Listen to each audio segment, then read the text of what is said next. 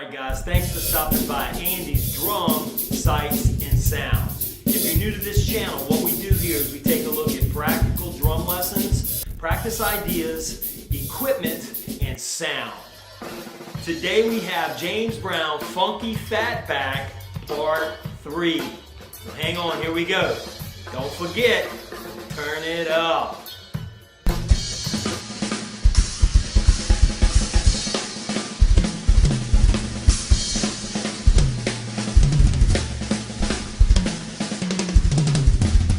Part 1, Cold Sweat, Super Bad. I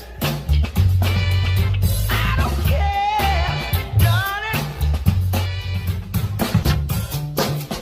Watch me. We have Part 2, the recording that I did with the FatBack idea in mind. Played out a little bit. We had some fun with it, hopefully.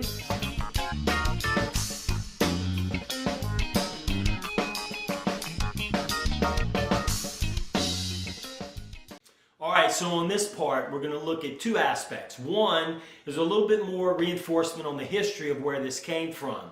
We're going to look at a drum solo that Stubblefield played and was recorded in 1968. The unique thing about this is this drum beat has been sampled 1,300 times. Over 1,300. Unbelievable. That's what kind of impact and influence this drum beat and this idea has had on music from the 70s all the way to today.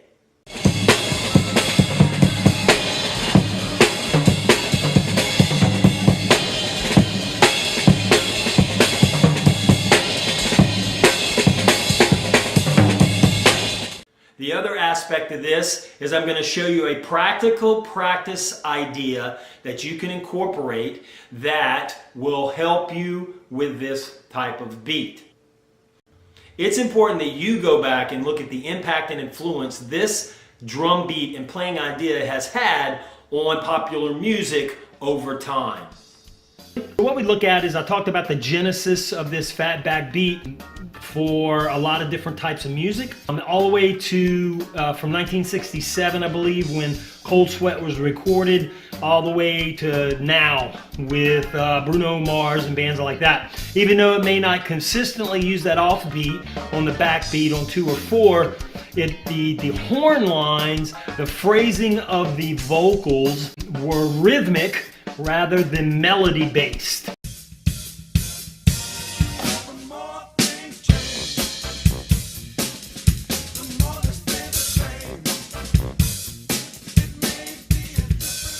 Continuing with James Brown, anything in funk and R&B, soul music through the 70s and into the 80s, Cameo, Commodores, the Gap Band, Sly and the Family Stone, the list goes on and on and on and on, but then it also transfers to rock and roll music, to other rhythm and blues type of music. So whether it has a consistent backbeat that's offbeat, or the punches, or the phrasing of the bridge sections and things of that nature, they're always rhythmic in emphasis a lot of times rather than melodic or melody based. So you can move forward with this entire idea, part 1, part 2, and part 3, and put it together.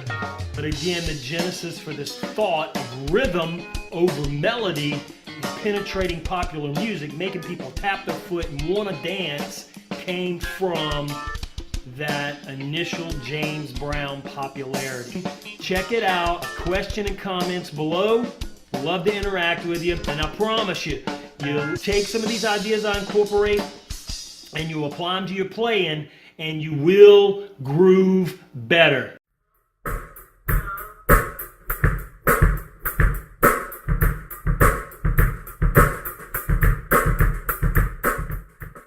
Talk about this practice idea. It's something I've incorporated in my playing. So if we have 8 notes right in here, 1 and 2 and 3 and 4 and 1 and 2 and 3 and 4 and then we make these into 16 notes. 1 and the 2 and the 3 and the 4 and the 1 and the 2 and the 3 and the 4 and the 1.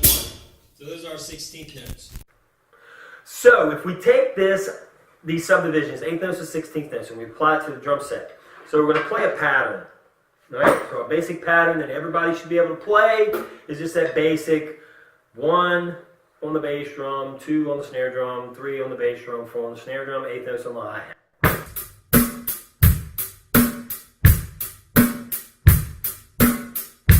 Find a drummer, he calls himself Zorro. If you don't know Zorro, find Zorro. There's a bunch of instructional stuff out there. I did a couple of master classes with that guy. Saw him in clinic a couple of times. I saw 200 drummers in a room. And Zorro got behind the drums and he played this.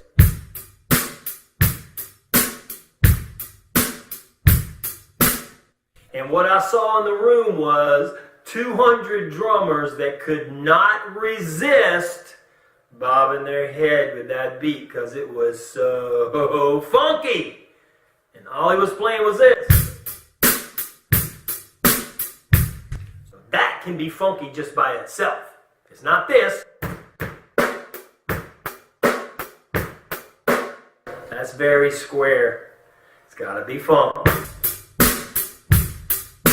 Alright, so check out Zorro. He's a good source for all of this stuff. So he is the funky drummer, by the way. Alright, so what we're going to do is we're going to work a pattern out. We're going to put 8th notes on the bass drum. It's called 4 on the floor if you don't know, but that's what we're doing. So we're just going to 4 on the floor. And then we're going to play the backbeat on 2 and 4.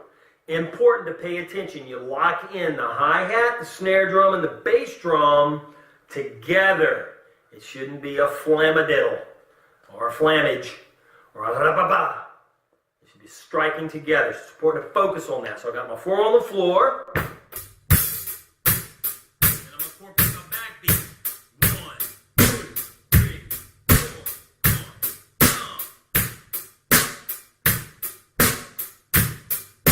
So that's step 1. Get all that happening nice and solid where you're comfortable with it at different tempos. Then we're going to take the bass drum and we're going to play the bass drum only on the end of the count. Remember our 8th note. 1 and 2 and 1 and 2 and 1 and 2 and 1 and 2 and. And then we're going to play the just a regular beat with that. So 1, 2, 3, 4, 1 and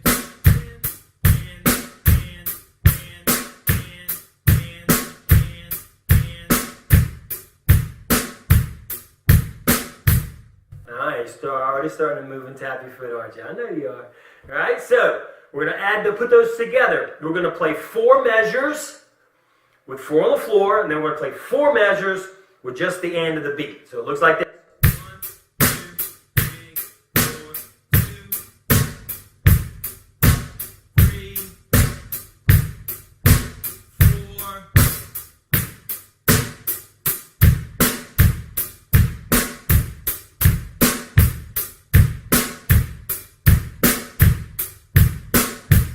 And then back to the downbeat of the 4/4.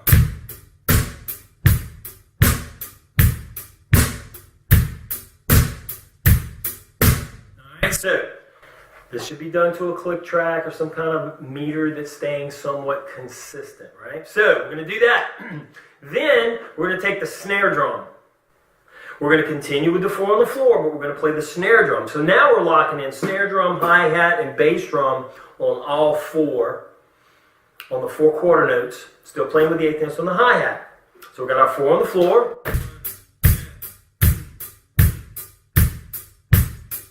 Snare drum.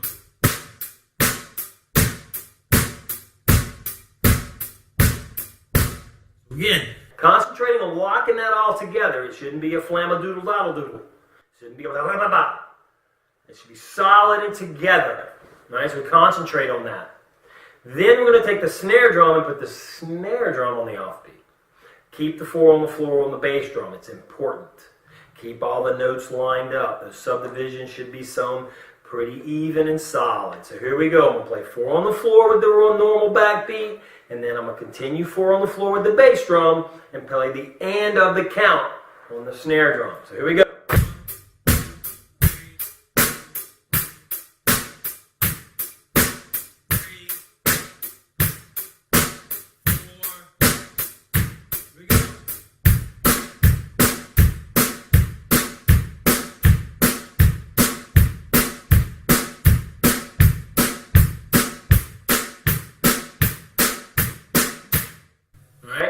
So when we play the and of the snare drum, we're only playing single quarter notes with the bass drum. I apologize, I didn't say that, but you can hear it for sure.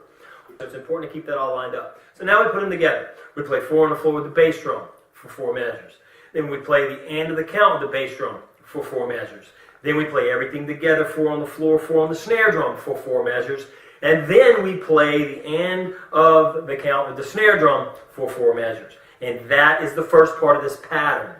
This is what we're going to build on for next time. And at the end of the video, I'm going to play an example of where we're going with this. All right, so don't skip ahead. Make this solid first. So here we go.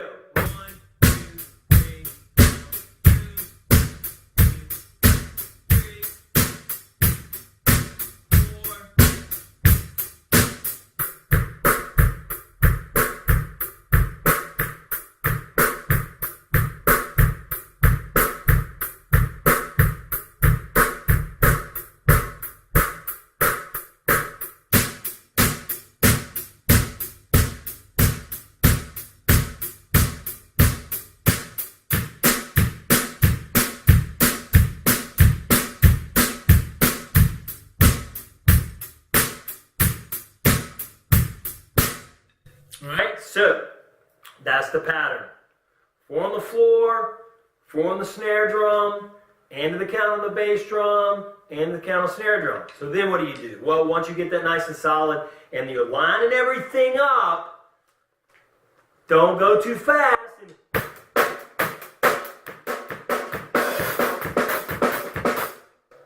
That's not what we're looking for. It needs to be solid and groovy.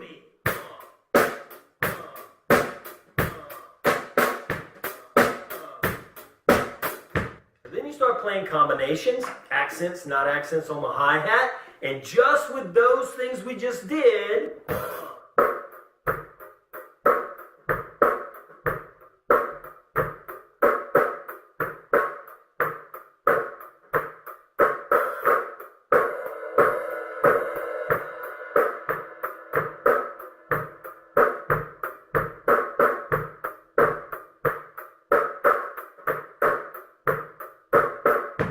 and you play different combinations to open everything up. So I'm telling you, if you do this, it works. I use this pattern. I've taught it to 100 students over the years. It really will increase your ability to make people feel what you're playing. Again, remember, not only for yourself, not only for your bandmates, but most importantly for your audience. Your listening audience is what you're doing this for. Over and above, it feels good to play drums. I get that, right? But we should want to sound good for those guys. When you play with a band, you audition for a band, you want the bass player to go, dude, nice, I like it. You want to feel good. And then you want the audience to feel the same thing. So just a little taste of where we're going with this, because this will increase. And so if you advanced drummers out there that are snoring right now, I really advise you to go back and start with this. So here we go. I'm just going to play a little tasty of where this is going.